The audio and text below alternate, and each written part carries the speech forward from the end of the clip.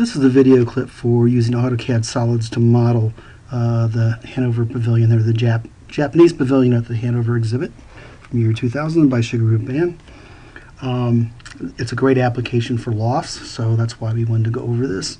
Plus, it's kind of fun geometry to create. We can look at that surface offset like I mentioned in the little lecture bit I did. Well, what we're going to do is we're going to start off by, we're going to just approximate this. We don't want to spend a lot of time trying to make it exactly right, just because it would take a long time, but the basic concepts you'll be able to get down with just what we're going to do here. The approximate length of this is right around, it's actually all in meters, but we're just going to put a line to approximate the length, but of about 240 feet. So I'm going to start a line from 0, 0, and I'm in the southwest isometric. And I'm going to drag straight this way and go 240 feet. That's going to give us just kind of a reference. Now, one of the things we want to do here is let's look at the first the series of elements that we are going to use as the bones of the loft, so to speak. And to do that, we want to draw perpendicular to this work plane here. So we don't want to draw on the ground plane and flip it up. Let's just draw it in the regular plane. We'll just flip it up and draw straight up and down like we've done in a few other examples. So I'm going to go to View, go to Front, and then I'm going to go back to the southwest isometric, and we now see there's that line we drew, and our work plane's kind of flipped up in the air. Our Z is now coming straight at us. It'll make it easier for us to do this. And so now we've got that line drawn. You're in the front view, but southwest isometric. And we're going to go ahead and start with an arc and see if I remember how to do this. By that, in terms of picking the right arc, we want center, start, and end. So let's find that one there. Center, start, and end. Okay, so I'm going to go here to arc. Or let's go to center, start, and angle. How about that? So I'm going to click here, start right there at 0, 0. Now, my first point for this end piece is going to be at, in the X, I'm going to go 30 feet, comma 0. It's going to put it right there. And now our angle is going to be 180. Now keep in mind, the reason why we went this way, because AutoCAD measures angles counterclockwise. This way we just type positive angle. So I'm just going to type 180. So there's our first one. Now we can create the next one. We can do it the same way. Let's go ahead and do that. I'm going to go to Arc. We could also use Offset, by the way. I'm going to now create the smaller one that's back here. See, so this will go like this, go to a big one, then a real small one, big one. So we'll have a couple different sizes. The two end ones will be different. So we could actually go to Copy and copy this one down. But let's go ahead and put the other arcs in. So arc, center, start, angle. We're going to go right here. And this one's going to be 40 feet in radius. So I'm going to go at 40 feet, comma 0. And again, it's going to be 180. So this is going to be the biggest one. Now the smallest one, and again, we could use offset to do this, but let's just go ahead and draw the arc. Or if you want to use offset, we could just do that, but we'll just draw the arc. I'll draw the arc. You can do it whichever way you want. In this case, this one's going to have a radius of 25 feet. So I click here again, go this way at 25 feet, comma 0. And I'm going to crank this one around, again, 180. So now the first thing we want to do is we want to copy the, this is the biggest one. So we want to copy that back. So I'm going to go to CP for copy. I'm going to copy that one back. Whoops, let's go ahead and go back to the top view. View, top. We don't need to be in this UCS anymore. So I'm going to go back to southwest isometric. We can do everything in the regular world coordinate system. So I'm going to go ahead and move this back 40 feet. So I go move. If we divide this into 7, which is what we need, 7 points, there'll be 6 segments. So I'm going to go ahead and just drag this guy back here. My ortho's on.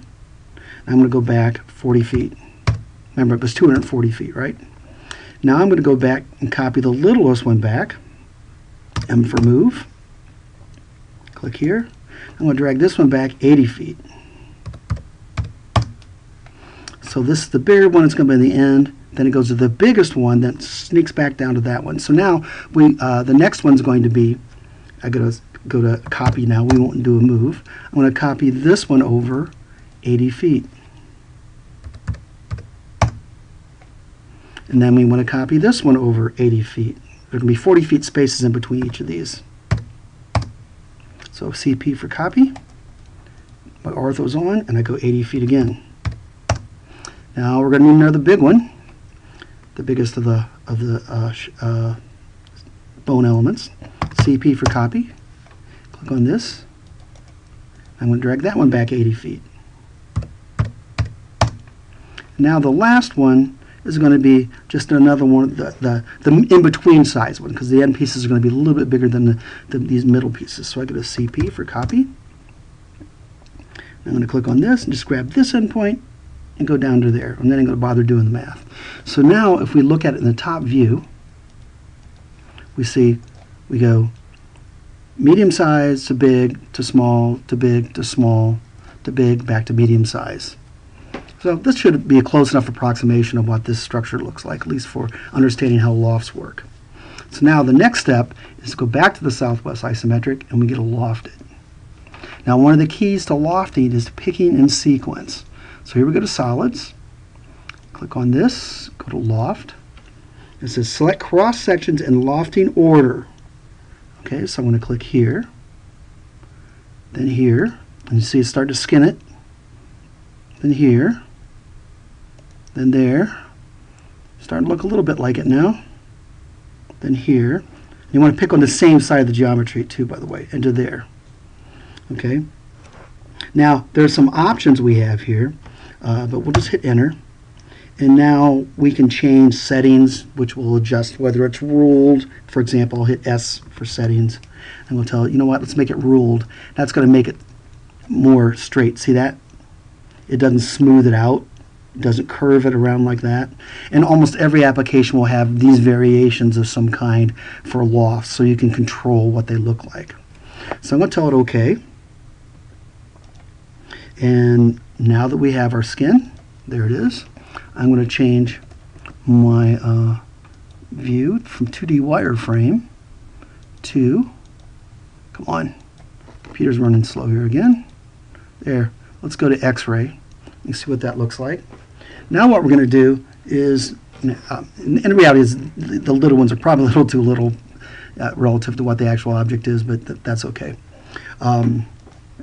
We'll be doing this again, by the way, in Revit. The same process, although the Revit way of doing it. So the next step will be to create the offset surface. So offset, whoops, OF, offset surf offset. Okay, now remember I went through in the little lecture about the different options there. So the first thing we do is we select surfaces or regions to offset. And we're going to offset to the outside. Let's see what it gives us. So we hit enter to tell it we're done. And so it's already pointing the right way. If we wanted to go to inside, we would hit F for flip. And now it's going to offset to the inside, but we want to go to the offside, so we go to F.